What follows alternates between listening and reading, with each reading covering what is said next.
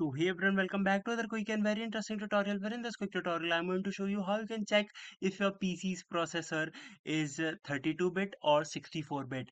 Now, in order to do it, just simply open the settings of your system. You can find it in the start menu. Just simply search settings and open the system settings.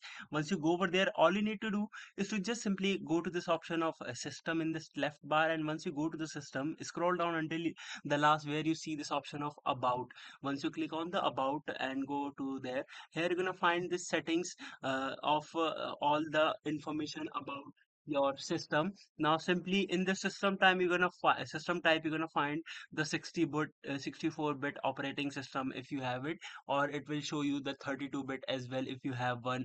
So from here you can easily check this information. Alright, so that's it for this tutorial. I hope this video will be helpful for you. Make sure to hit the like button and subscribe button for more such helpful and interesting tutorials. See you in the next one. Take care.